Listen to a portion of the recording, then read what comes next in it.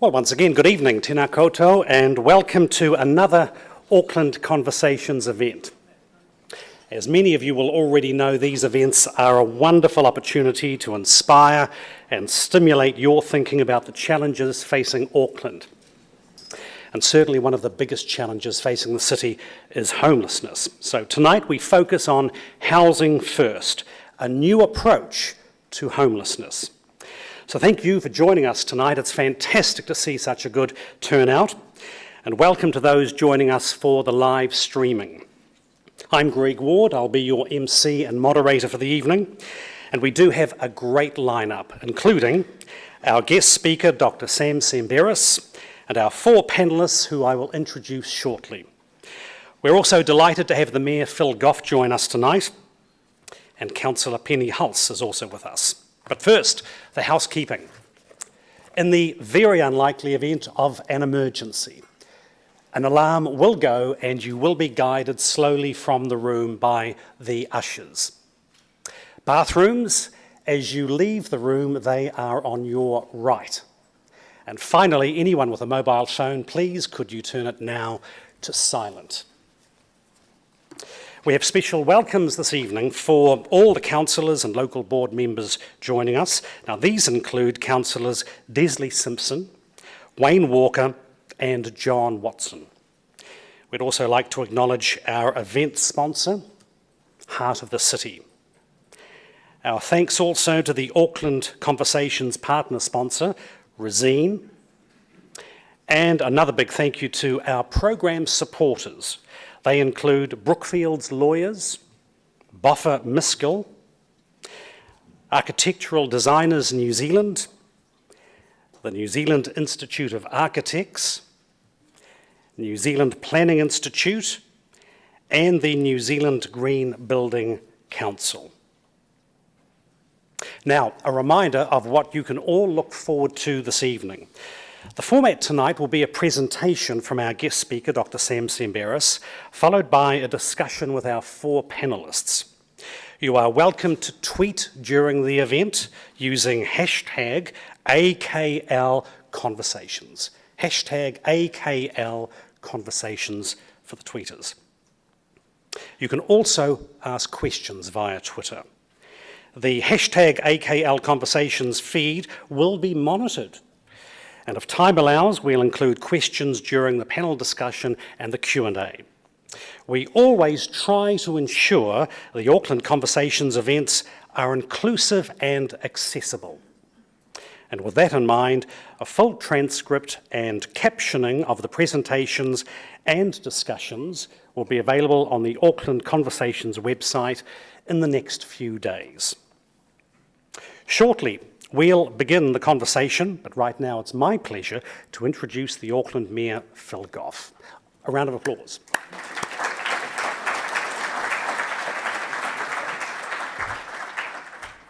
Inga mana, inga reo, e rangatira mā, tēnā koutou, tēnā tātou katoa.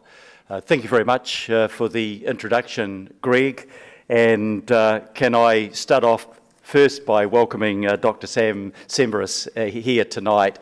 I think we first met a couple of years ago, Sam, in Parliament when we talked about the very things that we're talking about tonight. And I want to thank you for the inspirational work that you did with Pathways in New York and actually being the founder of the Housing First philosophy, which we are celebrating tonight. Welcome back to New Zealand. Can I also acknowledge our distinguished panel tonight, Viv Beck, Chief Executive of Heart of the City, Moira Lawler as the Chief Executive of LifeWise, Ro Hoskins from Te Matapihi, and Graham Bodman from Auckland Council, and Graham for your long track record of working in social housing.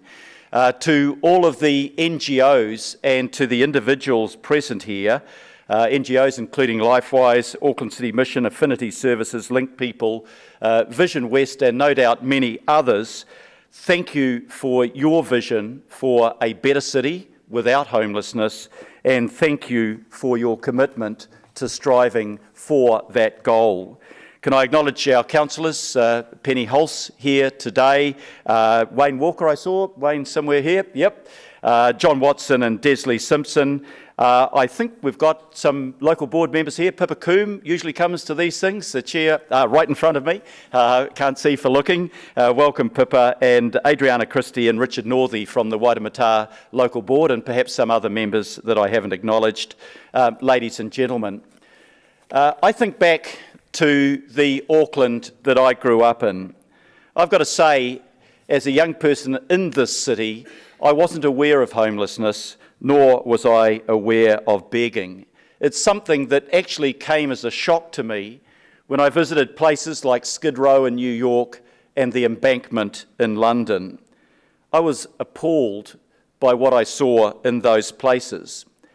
And I celebrated the fact that I'd grown up in a New Zealand which was still then committed to a strong welfare state, where state housing was seen as a guarantee of every New Zealander having access to a decent roof over their head. We were confident, perhaps too confident, that we could fairly meet the needs of all New Zealanders. And perhaps the sense that I had of that time was too idealised. But today, we see the harsh reality of people sleeping rough all over our city, with City Mission calculating that there are around 179 people sleeping rough within a 3 kilometre of the Sky Tower. Chronic homelessness seems to be much more embedded, and the problems that contribute to that, mental illness, addictions, and poverty. The homelessness problem is, of course, much broader than that. Maybe, according to the 2013 census, involving over 20,000 people who could be broadly defined as being without a home in Auckland. And with the unprecedented growth of our city and the failure of housing supply to keep up with demand, Auckland has become, in housing terms, the 4th least affordable city in the world. That was not a title we were seeking. The Kiwi dream of home ownership seems more and more remote. Rental prices rising at 4 times the average rate of inflation means that a lot of our low-income families are paying more than half of their household income in rent. And at the bottom of the heap, we're seeing people doubled up in houses, sleeping in garages, in cars, and out on the streets. Housing New Zealand is no longer seen as a key player in ensuring stable and affordable houses for all, and the number of state houses per capita has diminished sharply and steadily over time. Tonight I'm not focusing on the wider housing challenge, but I do note that our failure to build more than a fraction of the affordable houses we need today is a significant contributing factor to that. And I have a housing task force looking at how we can lift both the pace and the scale of building to better balance the supply of housing with the growing demand for it. What I want to focus on in the last couple of minutes of my comments is the joint initiative that Minister Amy Adams and I announced this morning. And we formally announced our commitment to Housing First, working in partnership with 5 community organisations, all of whom have a track record of commitment to housing the homeless and competency in doing so. Housing First is a proven, effective way to address chronic homelessness. As you know, it works on the philosophy that the very first thing that you must do to deal with homelessness and the problems associated with it is to place a person or a household in a stable place they can call home. And equally important, the next step, to ensure that you build around that individual or family the wraparound services to deal with the problems that contributed to their homelessness, whether it's alcohol or drug addiction, mental illness, or simply poverty. Our goal with Housing First and what we announced this morning is to work with those 5 housing organisations over the next 2 years to house over 470 homeless Aucklanders. The success of what we do in this pilot program is critical so that we can ensure the sustainability of the Housing First program here in Auckland. We know from experience internationally, and we know from experience much closer to home, the People's Project in Hamilton, that a successful Housing First approach will result in over 90% of those people who are sleeping rough and that we have housed will still be in that house 12 months down the track.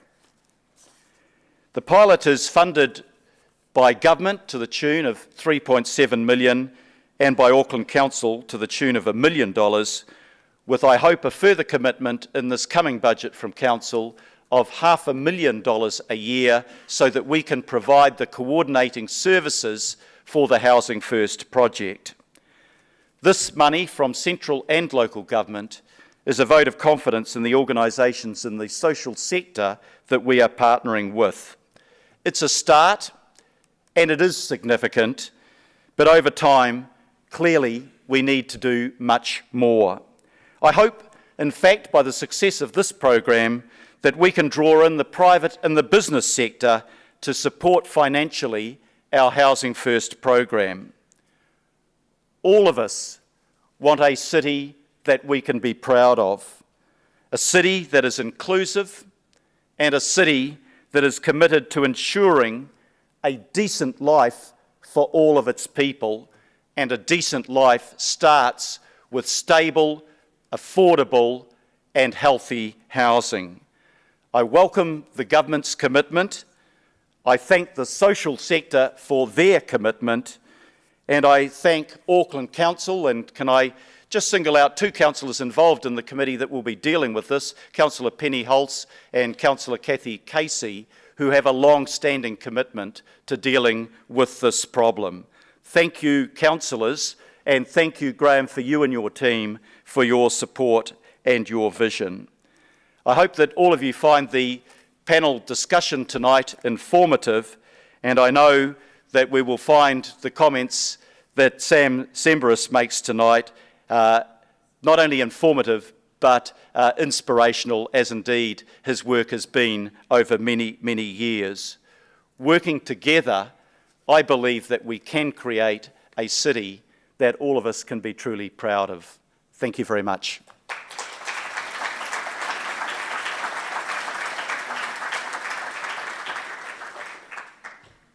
Thank you, Mayor Phil Goff.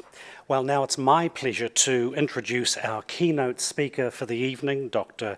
Sam Semberis. Sam founded Pathways to Housing in New York City back in 1992. He's on the faculty of the Department of Psychiatry at Columbia University Medical Center in New York. During his time there, he developed the Housing First model. Housing First provides immediate access, and this is the key, immediate access to permanent supportive housing for people who are homeless and who have added challenges such as mental health or addiction problems. The Housing First approach has been operating internationally since the early 1990s, and the good news is it's been evaluated as one of the most effective programs available for addressing homelessness. Ladies and gentlemen, a warm round of applause, please, for Dr. Sam Semberis.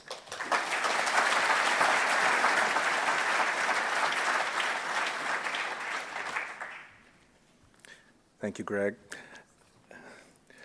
Mr. Mayor, ladies and gentlemen, members of the council, it's a great pleasure to be here this evening to be celebrating with you this initiative of Housing First Auckland. It's remarkable to be back in your very beautiful country, only 18 months after the initial visit here, where the idea of talking about Housing First was conceptual and seemed like a good thing to do.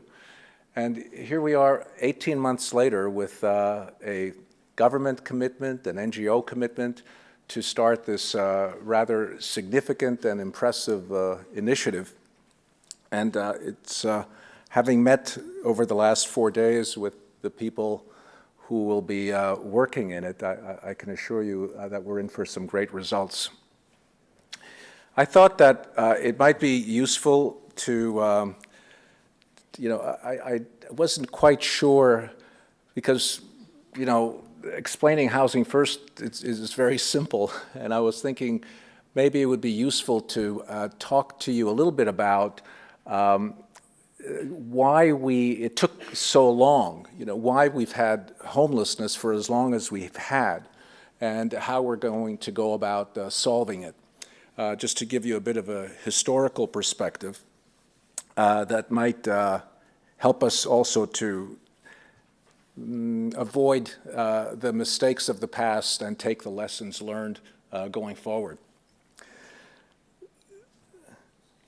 There are many reasons we've had homelessness since the early 80s in America and 90s in Canada and Europe and as it's trickled over into Australia and New Zealand.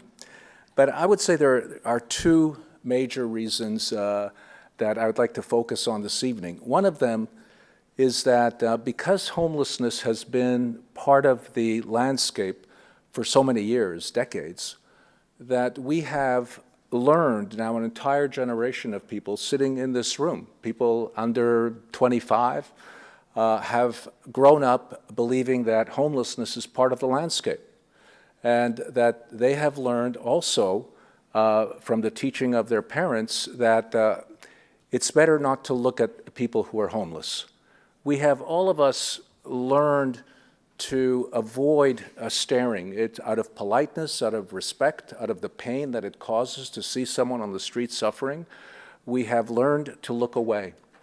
And similarly, the people who are homeless have also learned to hide. So there's been a mutual social contract, unspoken, where we have not really been looking at this problem. And I'm happy to say that this initiative, to me, signals the beginning of looking the other way. It's a difference between the child being told no, no, because the child's response actually is what has shut down. When you're walking down the street and you are with a child who's 9 or younger, their natural response is shock. And why is this person here? And the parent will say, don't look now, let's walk the other way, avoid this. And in that communication, they have learned over time to walk away. Shutting down a part of their humanity, of their natural human response of the shock that we all initially felt but have learned to turn off. That's the price, I think, psychologically that we pay in tolerating homelessness. It's costing us part of our humanity in allowing it to continue. So I want to thank each and every one of you who are here tonight, because you are not looking the other way. You are here to talk about this issue, to face this issue, to celebrate a community-wide commitment to looking at homelessness, and acknowledging that there's a problem and looking at it is step one to progress. So thank you for that.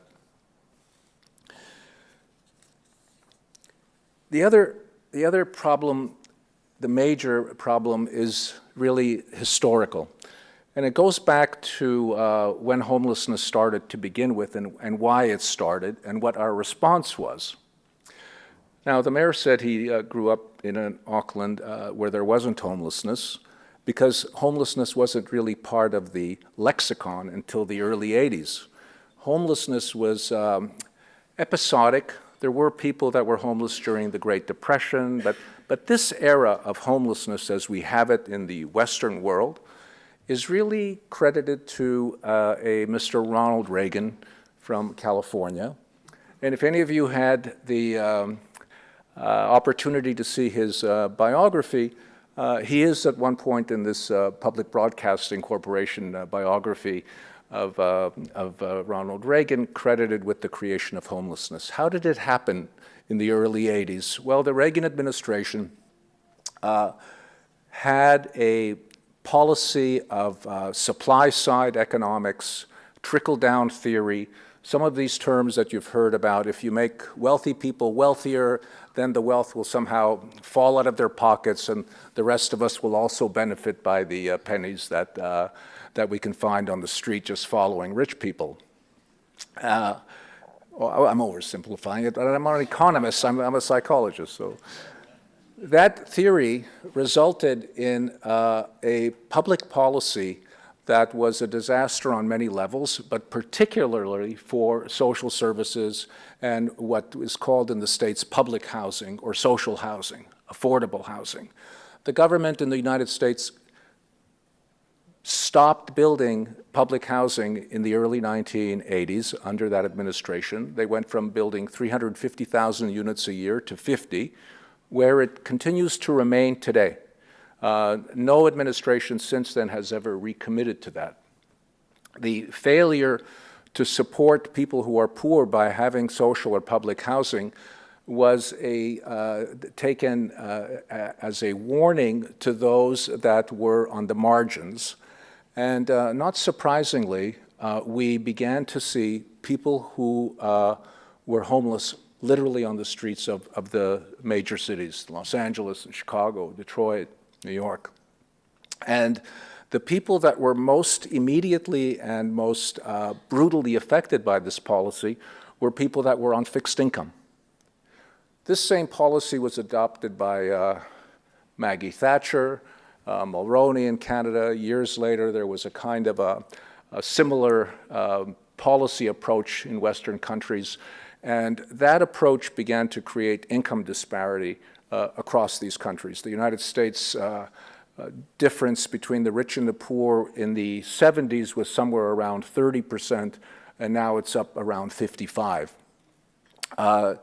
New Zealand looks more like Scandinavia in that regard, that there's some income disparity, but it's on the lower end of the scale. And I would encourage you to think about the policies that would keep that disparity as low as possible, because as income disparity increases, homelessness increases, poverty increases, and also a government's commitment to building social services decreases. So it's a perfect storm for those that aren't doing well. When the people who suffered with the lack of economic support began to appear on the street, what was clear about them was they had additional problems besides poverty. People with mental illness, people with addiction, and there was a public outcry to do something about the people that were literally raining out of the sky and onto the streets. And the response was an emergency response, like the Red Cross after a hurricane, that we were having significant problems and these people looked ill and we have to take care of them. And these armies of caretakers that included social workers and nurses and doctors did what they know best, Doctors Without Borders. Only they didn't have to go outside their own borders to do the treatment. It was a small nation in internal exile in their own country that needed the treatment. And they did the best they could to treat them, believing that treatment was the way back to housing. They had assumed that it must have been the mental illness or the addiction that caused the housing, not a misguided social policy that resulted in homelessness. So the industry that built up over the years to address homelessness was actually founded on a misdiagnosis of what the problem actually was. No amount of fixing people, of curing people, of counseling or addiction treatment was going to help them to pay the rent or to have access to housing. So the intervention was helpful but did not address the core issues of the problem. The investment in emergency housing, transitional housing, all kinds of programs aimed at improving the individual, often also believed to have made some poor decisions on their own. So it was not only improving their clinical status, but it was also about improving their judgment in some way. Somehow the person was responsible for their homelessness, and we sought to help them understand what responsibility was about. It worked.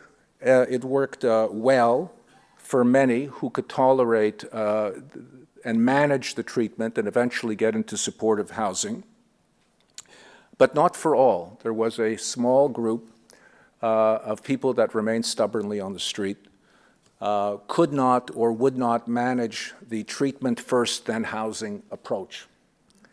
This group of people that actually represents only a small percentage of all people who are homeless, maybe 15 or 20%, is the group that in the public's mind and then in the media's reporting and in the public policy realm became the group that represented homelessness and the problems of homelessness, which it only represents a portion, leaving out families, youth, and other groups that are homeless or at risk of homeless as well. But this is the group that most people think of as the issue with homelessness. This group that stayed out of the treatment system, that could not make it, can be thought of as outliers. They didn't fit in. They didn't fit in for any number of reasons. And outliers, we have a great debt to outliers in all social sciences, because outliers, Dr. Singh tells us, teach us the normals in a population teach us the rules. If you do this, then if you give the person aspirin, their fever goes down. That's the norm. It's the outliers that teach us what doesn't work. And this group of people who had remained homeless for a long time were the outliers in a social service treatment response that taught us what was wrong with the existing system. These were the folks that helped us to understand the flaws in our logic in approaching a complex problem with a treatment-first approach. It was this group that was fundamentally responsible for helping us to develop the Housing First approach, because this group understood and could articulate what it was that made sense to them from their own perspective. So the first thing about Housing First is that it was not ever an intervention that was designed in a conference room or in a planning room and visited upon homeless people. Housing First is fundamentally an approach to working with people who are homeless that includes them in every aspect of the conversation. What they want, what their preferences are, what their priorities are, and the program is actually designed to honor those preferences. It's a ground-up intervention that the people on the streets of New York City would be very pleased to be here this evening, seeing it being adopted, all the way in New Zealand. But it came from the streets by people living on the streets. And frankly, I think that's why it's so effective. It's a very consumer-driven, client-driven approach that works well in most businesses, including the social service business. The program has 5 dimensions. Client choice is a core part of it. The person is invited to articulate their preference in the sequence that they want and what matters to them most. That's how we got to Housing First. Most people who were homeless, these outliers that we spoke to, were most interested in a place to live first. So Housing First, not because we thought it was a good idea, it was the thing that was most urgent to the people on the streets. The philosophy of self-determination is a very core dimension of the program. And self-determination means empowerment to make decisions and be heard. Self-determination means having a voice, a democratic process of working with people where they have a say-so in the treatment. And it also includes a dimension that some have called distributive justice, which is if you're working with people who are poor and they have other problems in addition to the poverty, it's useful to address the other problems as well, but if you're going to provide a comprehensive approach, you also need to address the poverty. It's not enough to just give counseling to someone who is poor and suffering with addiction. You also need to pay their rent. The type of housing that people wanted when given the choice was a place of their own. People wanted a real home. They didn't want to live in a program. They didn't want to live in housing where also social workers lived for treatment. They wanted to live in housing and go to treatment maybe. There was a clear feeling of not wanting to be identified as needing special housing or being in some other ways identified as people in need of treatment. The idea of social inclusion is woven strongly into that. So people had their own place, typically an apartment of their own, and they had people visiting and supporting and treating and helping them with all of their other needs. A program that is housing first, but not housing only, and includes all of the supports that the person needs. If people lose housing, if they need to relocate, if they are evicted because from the streets their friends moved into the house with them because they couldn't refuse them, the treatment team will work with the person and find another place. A place that often people do better at the second time because they've learned a lesson from the first time. It's not a program that is punitive, so that if people make a decision, which they're encouraged to do, and make a mistake and fail at it, their failure is seen as an opportunity to learn how to do it better the next time. And in fact, people that go to a second apartment in this program often do better than they did in the first. So that the learning is part of it, we have to allow the dignity of failure for the person to have that opportunity to learn. But the commitment is not to the apartment. If the person loses housing, the support team will follow them. If a person gets arrested, if the person goes to the hospital, whatever disruptions there are in housing, the commitment is to stay and work with that person for as long as they need it. So that the housing first, sometimes misnamed, is really fundamentally about people first. It's a commitment to work with that person in a constructive, helpful way until they find their way and don't need our help anymore. Another dimension of the program is recovery orientation and a support for social inclusion. This is particularly relevant here because of the cultural sensitivity and respect to the Maori culture. I have not learned enough about it, but the little I have learned about Maori culture, it seems a wonderful fit from a values perspective with an approach that is about self-determination, that includes whanau, whanengatanga, and other concepts that are about family, kinship, connectedness. It is very much in the spirit of community and social inclusion.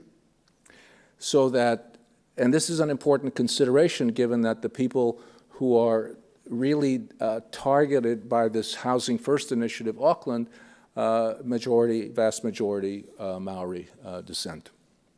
So that, and it may look different and it may be shaped in other ways in terms of housing choice and the way that the services and the type of services are determined. But these principles of choice and separation of housing and recovery orientation are general enough and I believe can be applied and adjusted to fit the cultural needs and preferences of the people that they serve and the people that are working here. Just a couple of more comments about this approach, which is, one is that it's an evidence-based approach. I think the reason that I'm here talking to you today is that this program has been studied a great deal in small and large studies. The largest, I would say, most recently was a study that was done in Canada where there was a national implementation. It was 5 cities, not 5 organizations like we have here, but similar structure. A large number of people, 2,000 Canadians plus, were randomly assigned to either the treatment first, then housing approach that I described earlier, or to the housing first and then treatment approach. And they were followed for 24 months.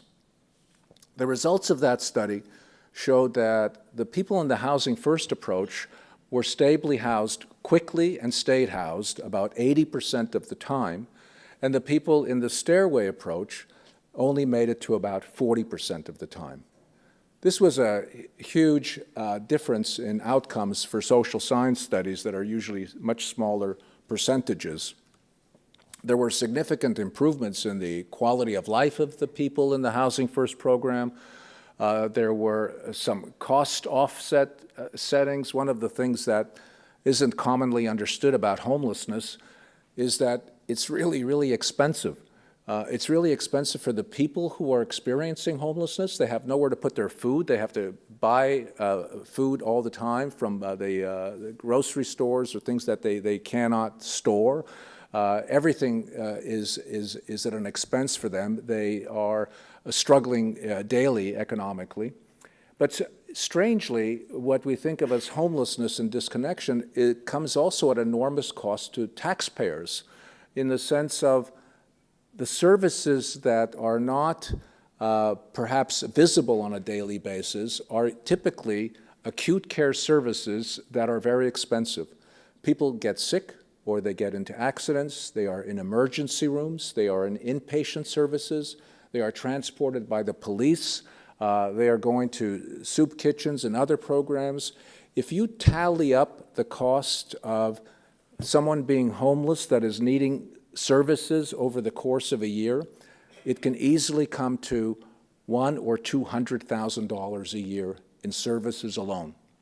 And this Canadian study and other studies that have looked at the frequent users of acute care services report the same kind of data. Putting a person in an apartment with the support services, which ranges anywhere between $15,000 and $25,000 per person per year, and results in a tremendous cost offset on the reduction of the acute care services. So yes, it's an intervention that may cost money, but is it actually costing us any money overall? And the answer is no, it's actually saving us money in addition to everything else. One of the challenging conversations about Housing First is, can we find enough affordable housing in Auckland to house 450 people in the course of the next 2 years? And the question of the affordability of housing is a large and important question. The answer, you've already heard from the mayor, is that we don't have enough social or affordable housing overall if we're going to address the 20,000 people who are homeless or at risk of homelessness. But an initiative that is only focusing on 400 people, 200 people a year, we can find 200 vacant apartments tonight.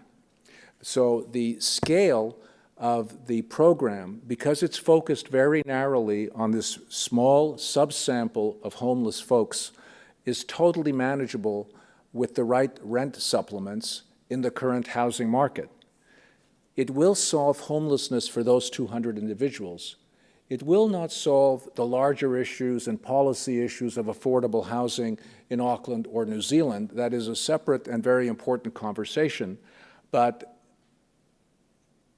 we don't need to solve the large question in order to help these people on the streets today. One of the more promising aspects of this intervention is that because you have been so sensible and in managing not to have the kind of income disparity experienced by other nations, the actual number of people that are chronically homeless in your city and in your country is rather small. and small is great because it's a solvable and manageable problem. And I think tonight you are beginning the initiative that will actually end chronic homelessness in New Zealand. And I wish you all the best. Thank you very much.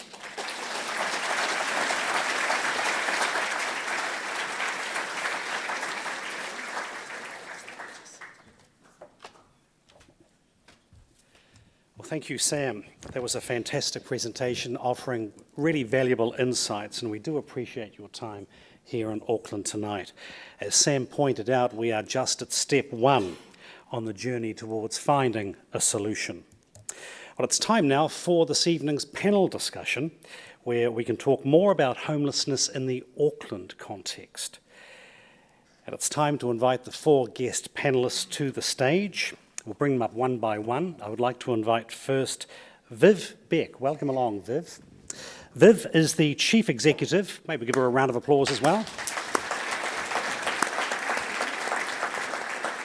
Viv is Chief Executive of Heart of the City, the business association representing and promoting businesses located in the city centre with the overall aim of fostering its economic success. Heart of the City is committed to developing a central city that's a thriving place to do business, is accessible, vibrant, and generally a great place to be. So welcome along. Our second panellist is Ro Hoskins. Welcome along, Ro.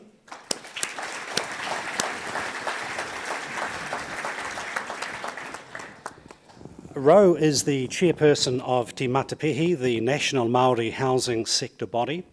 He's also a board member of Community Housing Aotearoa and urban design panel member for Auckland Council and the Tamaki Regeneration Company. Ro is a founding director of Design Tribe Architects. He specialises in the design of both urban and rural papakainga or Māori housing projects. Number 3 on the list today, welcome along Moira Lawler.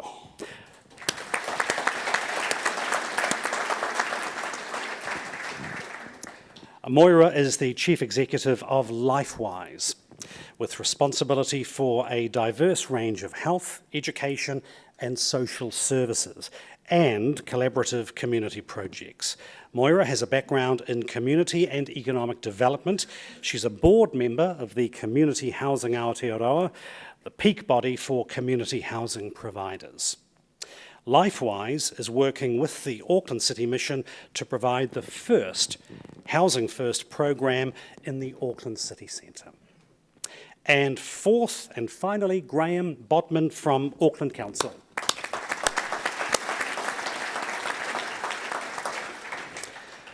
Graham is General Manager, Arts, Community and Events at Auckland Council. Graham has responsibility for Council's operational homelessness response and support activity. He's been leading Auckland Council's contribution to Housing First initiative. Prior to joining Council, Graham worked in the social housing sector, with particular interest in developing new solutions to address homelessness in Auckland. Well, thank you all panellists for your time this evening. And let's begin with a question for Sam. Sam, we all know that homelessness is far more complex than simply rough sleeping. What do you say to people who are expecting or looking forward to a fast solution? Looking forward to a fast solution. I might just grab the microphone for you there. Okay. That's right. So what do we say to people who may be looking for a fast solution to the problem?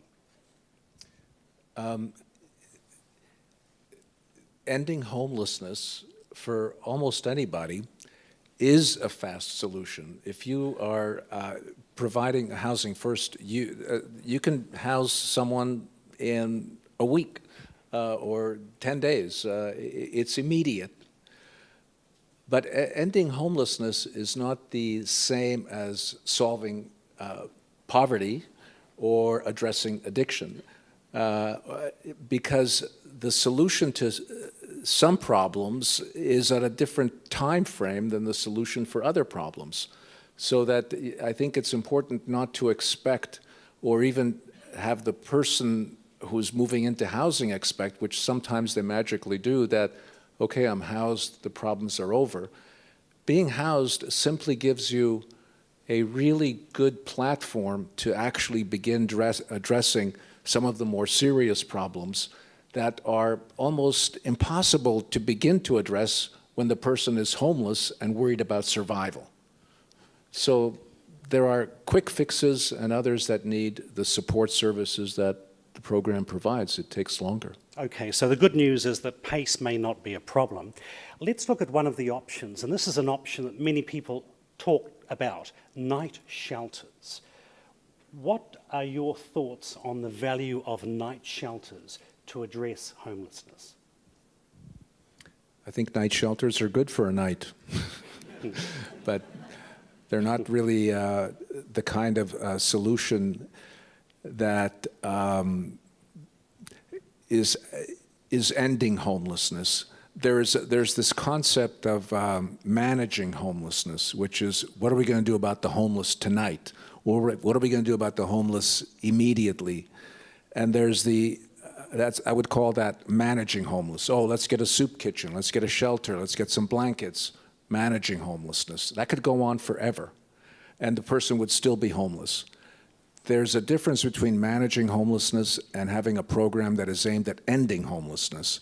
So if the shelter is where the person is staying while you are immediately looking for a place for them to live, that seems like a useful purpose for shelter, but not as an alternative to permanent housing.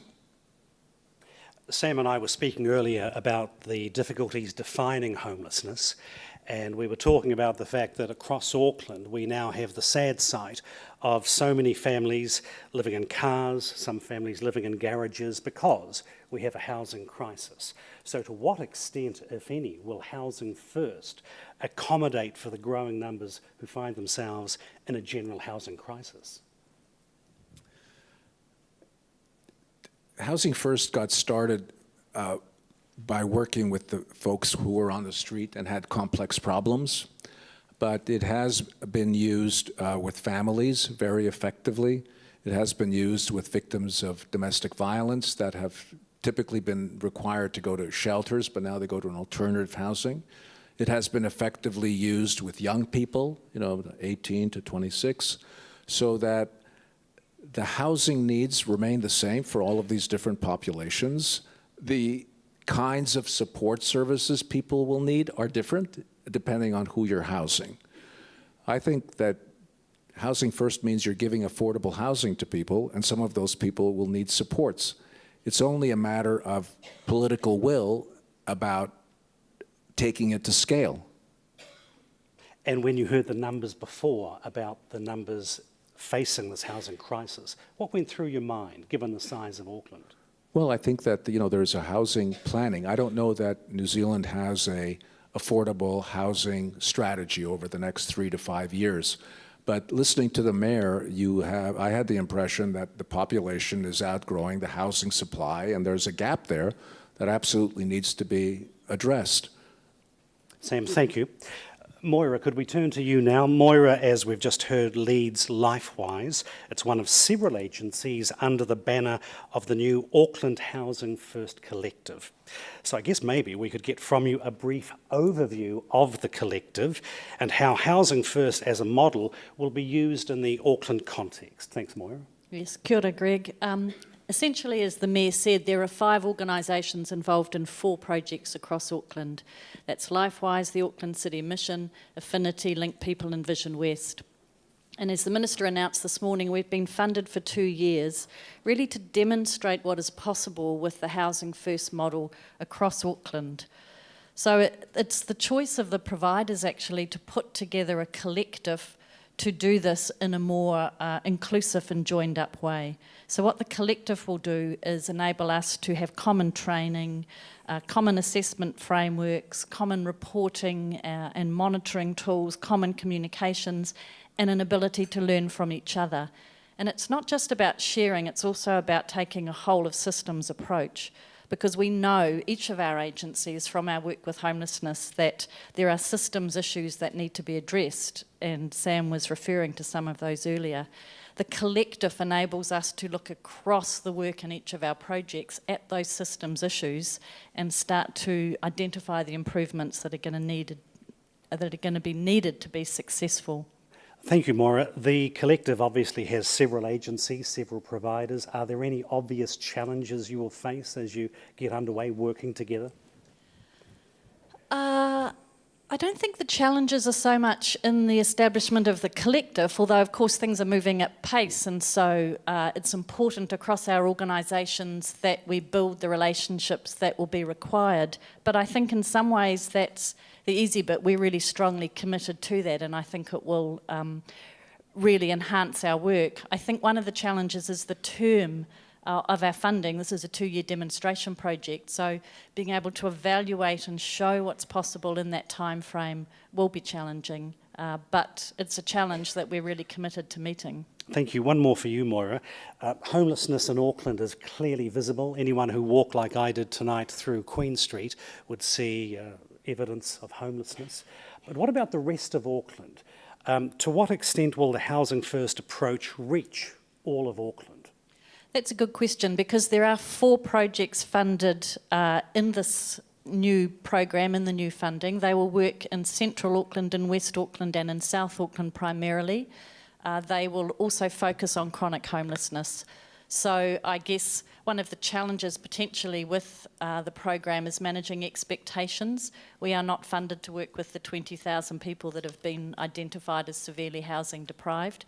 We are being funded to demonstrate what's possible with identified cohorts.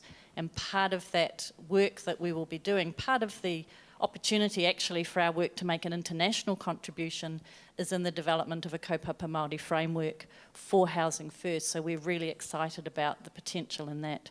Moira, thank you. Ro, let's come to you now. Homelessness in Auckland is very much a multicultural issue. Figures out last year from Auckland City Mission show that more than half, around 53% of rough sleepers are Māori. Around a third, or 33%, are European, 9% Pacific, and the rest unknown. So given that big number, more than half being Māori, what options do you believe will be available to the service providers trying to help the people you work with? Yes, it's ironic that in 1840, when Ngāti Whātua invited the establishment of European settlement here in Auckland, that there were 0 Māori homeless. In fact, they were building the homes for the settlers at that time. And so it's an indictment on the colonisation process, obviously, that we are in that situation right now. I think the options that are before us are very encouraging, though. I think the fact that Ngāti Whātua in particular are closely involved with the collective through Affinity is very encouraging. And I think that the work that's been done already with the collective to customise the Housing First approach to include the kaupapa Māori framework is very encouraging. And I guess where we're heading with that approach is the opportunity for Māori to be looking after Māori, iwi to be looking after iwi. And I think from a manaakitanga perspective, manaakitanga, the responsibility to look after visitors to your city. It's great to see Ngāti Whātua still looking after the people of Tāmaki. So there is some optimism from you, an acknowledgement that progress is being made. What are the key things that need to get done well in this first year? I think the ownership of mana whenua. There's 19 iwi groups across Auckland, and I think the ownership of as many of those groups as possible in this model, and their support for the model, and I think their ongoing engagement with these issues, particularly as we look at the wider issues of Māori housing stress, that includes making sure that iwi who are in settlement mode or post-settlement can be readily involved in papakainga developments in urban and peripheral areas of Auckland. I think the support frameworks are there, but I think the challenge is to really build on the potential that we have with really close working relationships, such as is evidenced with the collective that's been established. Thank you, Ro. Let's come back now to Sam. Sam, a question for you. If we could look at the role for private landlords, because they do have a role in the Housing First approach, but can you first elaborate on what that role might be?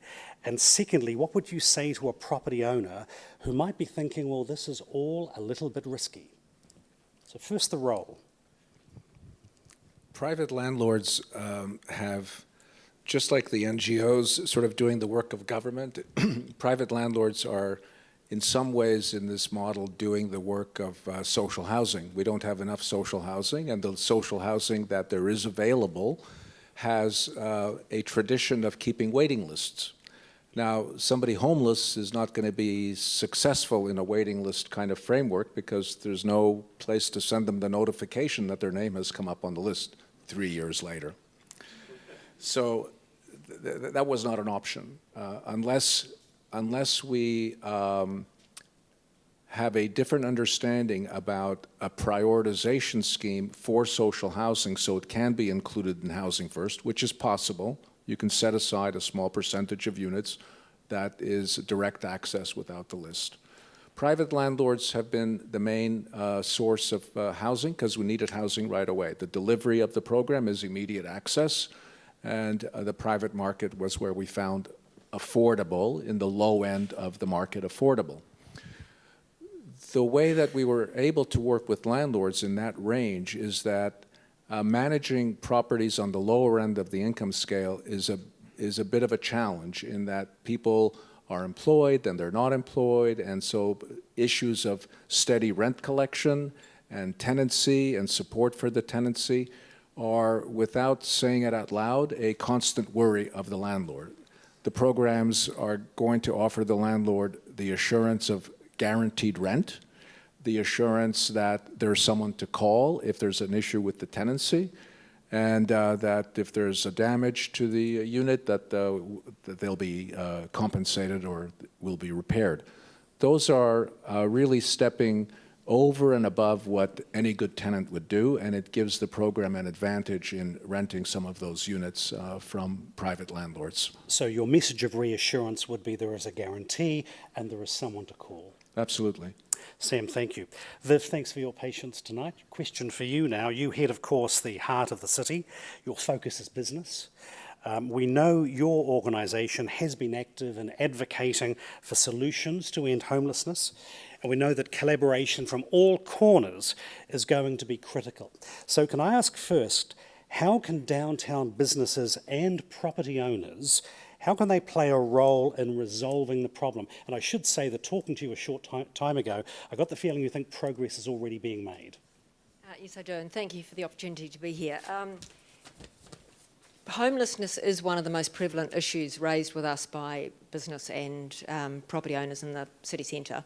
And so we were determined to find a way to be part of the solution, and that's how I came to hear Sam 18 months ago and get to know Moira. And interestingly, reflecting back, only about 9 months ago to the LifeWise Big Sleep Out, I was invited to be on a panel, a business panel, talking about this very topic. And I certainly didn't profess to be an expert, but I checked my notes before I came along here to see what I said in response to the question, how do we move beyond a once-a-year sleep out to working collaboratively to end homelessness?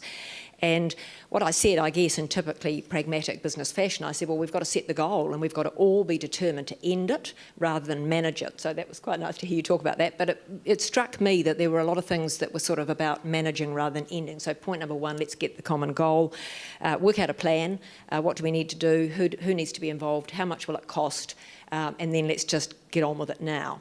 So that was one thing from that evening that I recall. And the other one that I thought was a bit of a game changer actually was that Housing First was, had been put up by LifeWise as a solution, and we had a new City Missioner, Chris Farrelly, on board, and he stood up that night and said, you know what, it doesn't matter what brand we're from, if this is going to help people and end homelessness, we should get in behind it. And that to me was a really bright light of hope that we could actually work together to end this. So I'm really happy to be here on this panel tonight because in just about 9 months we have actually seen action, and I know there'll be people in the audience that say, but look out there at what's happening. The reality is that we have got the social service providers working together towards a goal to end homelessness. Fantastic. We have government money committed. Admittedly, it's might not be long term, but we'll work on that.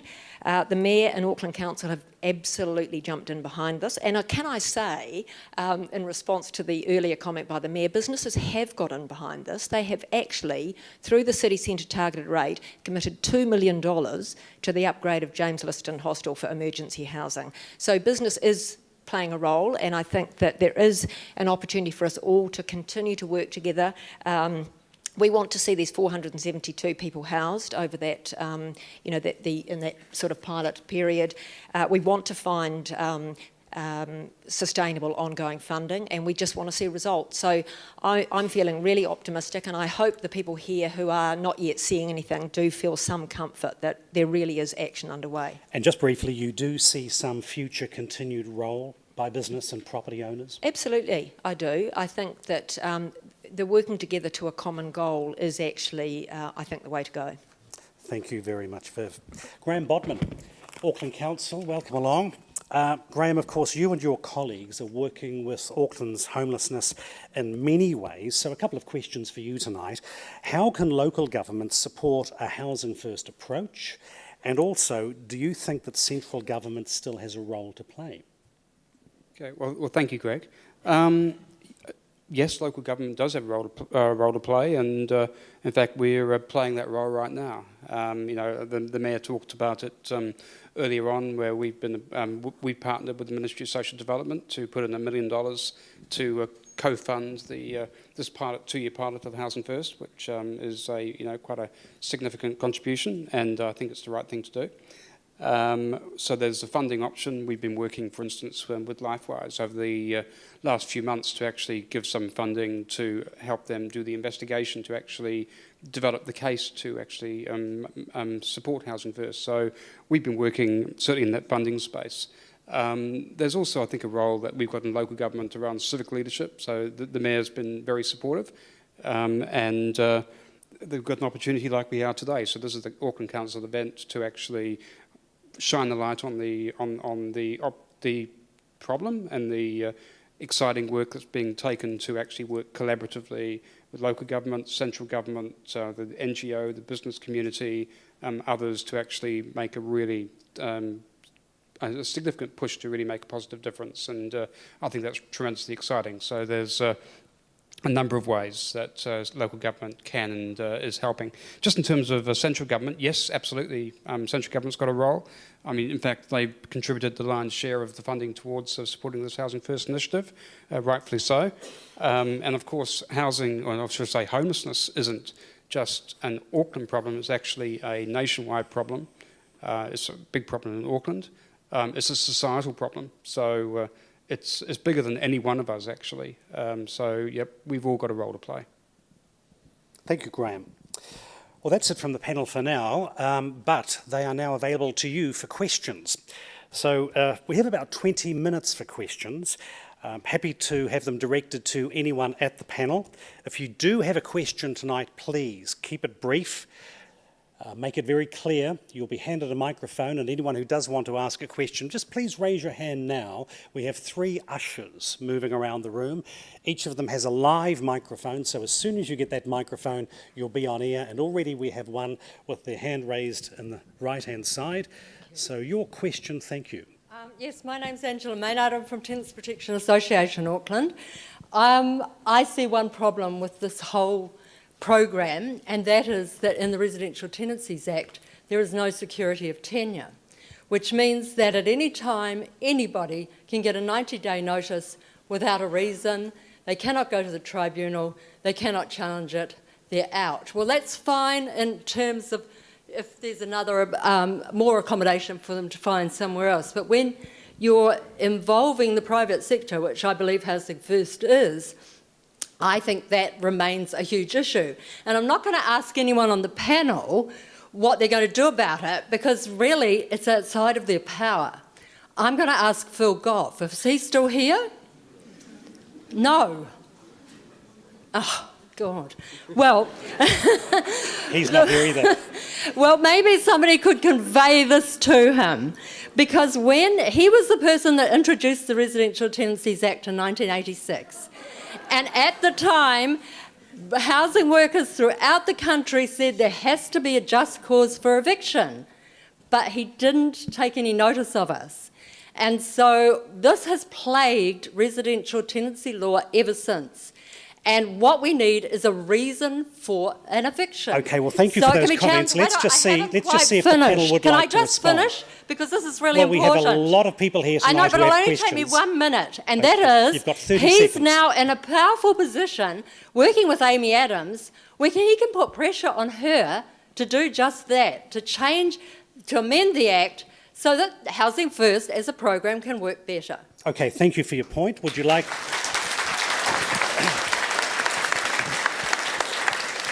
Would anyone on the panel tonight like to respond to that?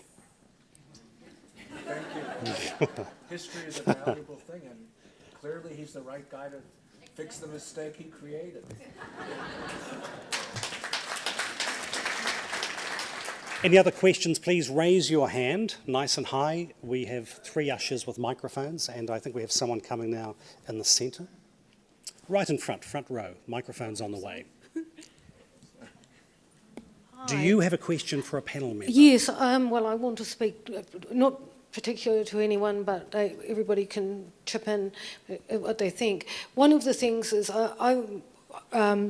tiny houses on government land where people rent could be a solution before making, while apartments and everything are being built. And I've talked to quite a lot of homeless people, and the problem is that they can't get government assistance unless they have a permanent address. That's what a lot of them are saying, that it's impossible for them to get a benefit. And so that's a big problem for them. And also there needs to be a situation where there is an agency that when people are teetering on losing their home, that they can call and get support, emotional support and everything. Because, the tsunami of problems arise when they're actually kicked out. But, people can reach out to somewhere before they fall off the cliff. Okay, thank you. Moira, is that something you could respond to? I'm guessing you see this in your role? Yes, I mean, agencies like ours, like the agencies involved in the collective, provide addresses for people so that they can receive the support that they're entitled to. And in fact, there are tiny house models overseas. Sam may want to comment. I guess, I have been part of conversations locally about tiny houses, and I'm open to any option that increases the housing mix, as long as the housing is permanent. Because, I have seen examples of people building communities of tiny houses, and for me it's the community building that's as important as the style of house. Sam, tiny houses, was that something you would care to comment on? Tiny houses. Okay. Short. In that case, more questions. We have one down here. I'm not sure where the microphone is, and we have a couple over there. Do we have a microphone on the far left? Yes, we do. So in the far left, we'll take a question there. My name's Andrea Rose McGregor, and there have been references to involving the people who are currently homeless. What process is that going to, how are we going to go about that? So what's the process? Is that something, Graham, you could talk about, the process for managing them? I think it might actually be better responded to by Moira in terms of the operational response. Sure. Yes, we've been involved in actually using a human-centred design process to get to the stage of what we want to prototype in the Housing First model, and that process has included quite extensively people who are both currently rough sleeping and people who have lived experience of rough sleeping. So there's a lot of engagement in terms of working with people around what doesn't work now, what might work in the future, what might you like to see, but also core to the Housing First model is the employment of people with lived experience into your teams so that that advice and expertise is part of your program. Thank you. One more on my left. Do we have a microphone on the left still? Just coming down now.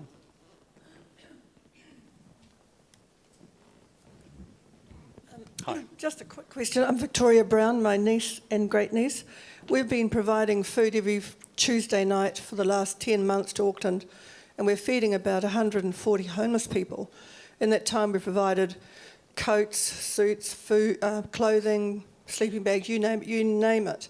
And in that time, not one agency, not LifeWise, not the police, not Ngāti Whātua, not the mayor has come to our help and responded to our emails, anything to help. I think it's great, but I hope I don't stand here another 2 years and be saying the same question. Will it change? And how can we, a small organisation or private families, tap into this work that's being done? Because we've seen no one off. We've seen one person get off the street in 10 months. And it's not absolutely unacceptable.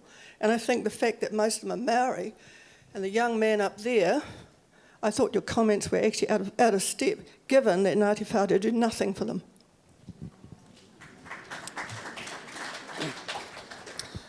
All right, so you'd like a question to the panel. Ro, would you like to respond to that? It's not really a question. All right, thank you for your comments. I think we have someone in the middle here. Please do, if you can, have a specific question. We know there's a lot of passion and emotion, but we would really welcome specific questions. How can you tap in? Okay. How to tap into the help that's available. We'll try and address that for you now.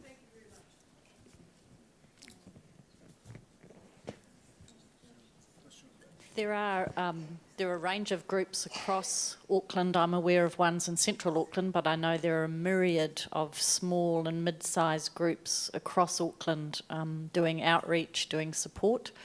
And, you know, I share the dream. It would be beautiful to be at the stage where that was not necessary. You know, the definition of homelessness that we are working with is the concept that homelessness will be rare, brief and non-reoccurring, because people will always leave homes for sometimes perfectly valid reasons, young people who leave a house that's unsafe, etc. So there will be people who end up on the street, and our vision is that they will quickly be able to access services that provide them with secure housing. What is the role for the informal groups in this program? We haven't worked that out yet, and so we will be, as we get the collective moving and off the ground, engaging with others in terms of what is your part to play, because as I say, this is a whole system approach. That's where we're trying to head. Thanks, Moira. Now, I should point out that we do have a limited time tonight. We'll certainly take more questions, but clearly there are some issues here that may go beyond our ability to answer them tonight. We can't answer everything. So for those who are interested, I will give out a couple of addresses. You might like to pursue this with council later. This isn't just a council issue, but I do have a couple of useful email addresses. The first one is aucklandconversation@aucklandcouncil.govt.nz. I'll repeat that, aucklandconversation@aucklandcouncil.govt.nz. Otherwise, please do a Google search for the Shape Auckland website, where you can add your own comments. Now, we had a couple of questions down here. My apologies, that first one is Auckland Conversations at Auckland Council. Auckland Conversations at Auckland Council. Now, we have one here, just here. Is there a microphone? All yours. Hello, my name's Peggy Glover. I'm with Mātātua Marae. We bound with Te Puia Marae to awhi the homeless, and so my question is, Te Puia Marae didn't just talk about it, they actually went out and actioned it and helped the homeless and housed, and they took on a lot of government support and other funding supporters to help the struggles and the issues around all of homelessness. Is there any of those strategies that have been taken from Te Puia to be implemented in the policies that you are looking at and trying to move forward, because they're very successful, but they got closed down, and really can't understand why, because they were very, very successful. Yeah. Okay, thank you. Strategies. Ro, is there something you'd like to comment on? Te Puia marae were going through building renovations, and they had to discontinue their service, and it was passed on to Manurewa marae so they could embark on their building renovations. I think the hope is that as this pilot has progressed, is that all our urban marae will actually be involved in a governance role to actually make sure that the issues that they're experiencing, particularly say Manurewa marae, that they can actually feed in their experiences that they're having at the coalface. Thank you. Now down the front. The homeless men that I know out in West Auckland are living in shacks or in sheds in the bush because they want to be somewhere where they can get a job occasionally. I can see the psychological reason for building a house, getting somebody into a house first, but the house has to be somewhere where there are jobs. And there are lots of jobs down the country where some of these men come from. There are houses and places, but there aren't any jobs, and that's why they've come to West Auckland and living in shacks and so on. So once again, is there a question there for the panel? For it's Dr. Where are the Sam jobs? who has put the priority on a house, and I'd like to hear what he says about the job situation. He's assuming that there is a job. Yes. Part of the conversation about where the person lives in this program is to ask them exactly that. That's what that choice refers to. Choice also refers to location. So if the person has a strong preference to live in not only another part of the city, but in another city altogether, we would help them find housing that would support what their other needs are. Sometimes it's a job, sometimes it's being close to another family member, but there is an emphasis on honoring the person's preferences for location. We don't do such a great job ourselves of finding people jobs when they're housed. That's difficult. I think we could pay more attention to that. Thank you. Question in the second row.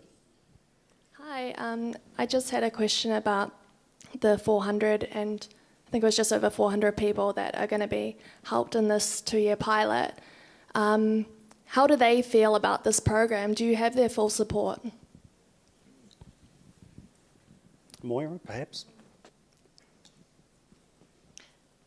That's a good question. Certainly in the program that we've been developing, as we said earlier, we've spent a lot of time listening and talking with people who are currently homeless in Auckland city centre. The Housing First model is designed to be effective with people who are long-term homeless and for whom other models have not been effective. So, for example, in the work that we did looking at people that LifeWise and City Mission is currently working with, people who have come to us for support. We did a quick look at the set of people that are currently in our services, and on average those people had been homeless for 7 years or more. So we are talking about people who meet the definition of chronically homeless. So our program is of course a voluntary program, there's no compulsion. What we will be doing is working with that group of people who are long-term homeless, who have more than one issue in their life that is preventing them from sustaining housing, and offering them a service within the numbers that we can manage to work with. So, but we've certainly had plenty of feedback from people who are saying, we're ready, when do you start? So that will be more of the issue with us, not finding people that want to work with us. Thank you, Moira. Can I say something? Yes, to of that? course. I think that the 400 will probably come out of a larger group, so that, but the program is really not anything mandatory. The program begins with an invitation to the person. So it's, here's this program, this is the work that does, would you like to participate in it? So we would find out, I think, how the person feels about it by their response to whether or not they want to be included in the program. Thank you. Down the front, we have a question. Tēnā koutou panel, kia ora Sam, thank you for the Auckland Conversations. Pippa Coombe, Chair of the Waitemata Local Board. I would just like to acknowledge the many people in the room who've been working in this space probably for many years. And also in saying that, just to say how fantastic I think it is that this has happened so fast. I was at the presentation that Sam gave at LifeWise, I'm sure it was only 18 months ago, and to see this happening so quickly is really awesome. So I did just want to acknowledge that, and it's very exciting that this has come together. In thinking of a question, because I know it's getting a bit of a statement, but I just thought it would be nice to kind of just to really acknowledge what has happened here and how exciting it is. But I guess the question was, how are we going to bring everybody along with us by sharing the message of Housing First? And clearly there's lots of agencies working in this space and individuals, and how can we kind of bring them on board with information sharing, and so that people can really understand what Housing First is all about, so we can really share in this vision and get on board. Thank you. Kia ora. I think that's one of the key opportunities of the collective, and why we're so pleased that both government and council have agreed to support the collective, because where we've seen this work well in other countries, this becomes a movement. This is not individual organisations running little programs. This is a movement of Aucklanders who are concerned enough about this issue to want to be involved. And the collective is a key part of keeping the communication going, keeping the conversation going, keeping the invitation for people to get involved. Can I just add to that? I mean, I think it is fantastic, and in a really short space of time we're all talking about Housing First, and I think that's the secret of it. The different groups have actually acknowledged, and I mean, I agree with the people that are raising those questions, but certainly as a bit of, you know, looking from the outside in, those have been things on my mind, and I'm seeing the group sort of work through some of those things quite genuinely, and looking to sort of learn as we go along. But we've got enough sort of a body of people that are really talking about Housing First as an opportunity to end homelessness and tailoring it to our particular circumstances. So I think it just needs to carry on from there and have that common goal. It seems to me that that's how it's got where it is so quickly. Thank you, Viv. Now we have a question on my left. Kia ora koutou, ko aua te hawk no Ngāti Whātua ki o rākei. Ke te mihi ki a koe e whaia. Mō tō nākau, mō tō mahi aroha, mō nā tangata i Naroana. First I want to mihi to my whaia. I'm part of Ngāti Whātua as well. Now I'm peer support worker for Housing First, LifeWise. Yeah. Kia ora. I was part of the... Yeah, kia ora whaia. Yeah. I guess it's a validation that part of the process was engaging with those with lived experience, and we did that over 6 months, designing and looking at what are the specific views from lived experience. And now I'm employed, and there's a couple others, one other, you may know him as well, for Robert. So, yeah. This is just the beginning fire, and we'll have a kōrero later. We will. Kia ora. Kia ora koutou. Right, thank you.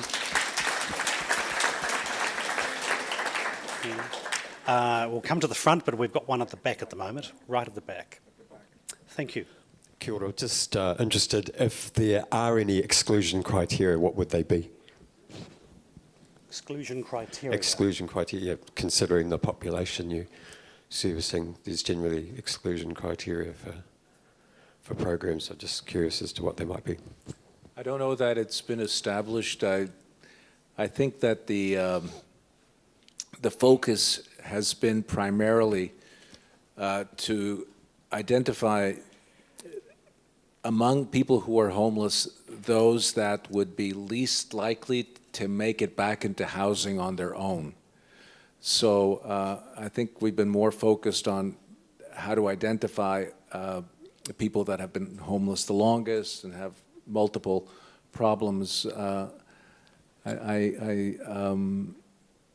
It's almost as if people are doing too well, that this would not be the program for them if they don't need case management. I mean, everyone will need rent, so it's not just about ending poverty in affordable housing. It's actually the person would have to have some need of additional support, without which they wouldn't be able to get into housing and keep it.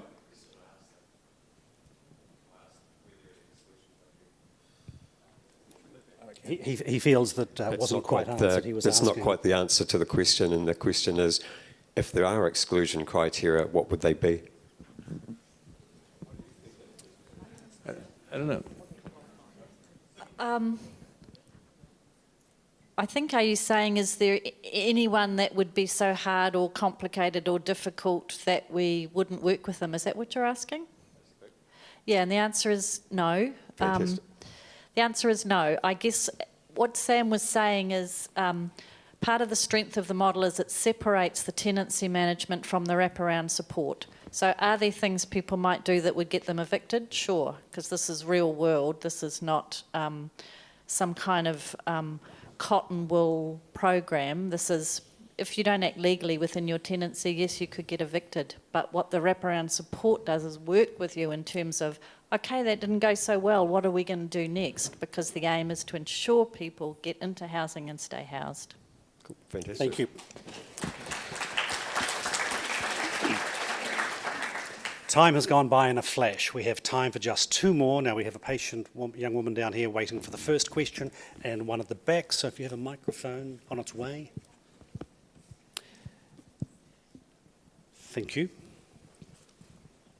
Sorry, I actually agreed to let someone else ask a question, but now that I have the microphone, I'll ask the question. Now, I work with people that are mentally ill, and it's a small social enterprise, and I had the chance to have two people who were homeless live with me for a while, and they were both drug addicts. Now, they both got evicted off of the place that they got allocated to due to drug abuse. And my question is related to what happens with drug addiction, because this is a very serious issue, and I constantly work with people that struggle with a mental illness and an addiction. They get kicked out of their places. What is going to happen now? So what happens with drug addiction? Can we address that? Can we do it? We are hoping to house people that have serious drug addiction and mental illness. That's the goal. And what happens is the same thing that happens with a lot of people. Some people may actually start reducing their drug use because they have to pay 25% of their income now towards the rent. So a little less have a cash flow problem, and then they have groceries to buy for the fridge, and there's a kind of a natural cost of living with getting housed that helps people to reduce. And they certainly get better psychologically just because they're in a safe, secure space. But people do lose their apartments, and the most frequent reason for housing loss, eviction, is drug use, but not just severe drug use, it's drug use with others. There's lots of people in Auckland that are using in their apartments and don't get evicted. They use moderately. The eviction usually is because the person has a social way of using, and other people come into the apartment. Sometimes they won't leave, and it becomes a lease violation. The person is still a client of the support services, so that they've been evicted doesn't mean they've lost the program. Curing addiction is a long-term process, and the program is committed to helping the person find the next place, if that's what they want to try and do, or go to treatment for their drug use. We leave the decisions up to them and support them the best we can through that recovery process. But we're dug in for the long haul and expect a bumpy ride. That's how we know we've identified the right people for the program. Thank you, Sam. The last question for the evening comes in the back row. Hi. I know you've just got funding now, but what's the kind of timeline from here on out as a commoner to understand what the next steps are? And do the 2 years start right now, or do they, what's next, I guess? Yes, the 2 years start right now, and some of our providers are already housing people. Others of us are sort of still getting off the ground. So across the providers, the teams have been recruited, having Sam here as part of the training made available to those teams. So it's all systems go, basically. Thank you. Graham, just very briefly, I know there will be many more questions here tonight that we can't address. Could you perhaps recap, remind us what the options are for continuing feedback through your organisation, Auckland Council? Certainly, Greg. I guess one way of giving feedback is actually through the current annual plan process that's currently being consulted on through to the 27th, so through to next Monday. So you can go onto Auckland Council's webpage or Shape Auckland, as you mentioned before, and actually make a formal submission. Certainly, email us at the email address you gave previously, aucklandconversations@aucklandcouncil.co.nz, govt.nz, sorry. And we will respond to any other queries that come through, or come and have a chat afterwards. Graham, thank you. Thank you, panel members, and thank you, our live audience tonight. Thank you for being patient. We certainly appreciate all the questions we heard. I'm sure some of those answers will provide valuable insights for all of you. Now, as we wrap up, I would like to invite Councillor Penny Hulse to the stage. Thank you.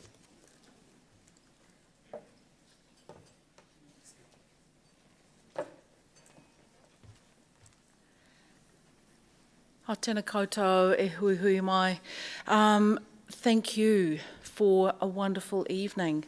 Thank you for the extraordinary audiences that we seem to have at these conversations. So bless you all for being here and showing your compassion and interest by attending. Something shifted in Auckland, I think last winter, when Te Puia Marae opened its doors and brought the homeless in. And suddenly we saw a different face of homeless, and it no longer, I think as Sam said, became the accompaniment to walking down Queen Street. And I think our tolerance for homelessness just changed. So that's why this is so exciting. It's such a great innovation. And I just want to respect the hard and probing questions that we've had. This is in no way dismissing that. That's how we roll. That's Auckland. We test each other and we probe, and thank God for that. We don't just kind of consume and then go away and go, well, wasn't that good? So we have probed around the edges and we've had extraordinary answers.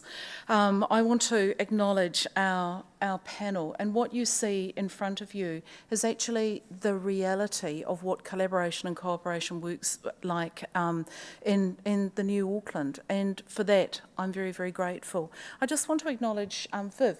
She came into my office about 18 months ago, and I was a little bit overwhelmed with this glamorous, blonde, gorgeous woman coming into my office to talk business. That always makes me feel very sort of West Auckland and out of place. And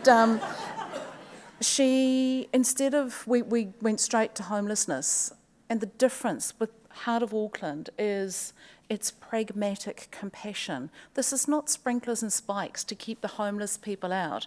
This is what can we do and how can we make it work? And we're seeing you right in the middle of this, and I just love that.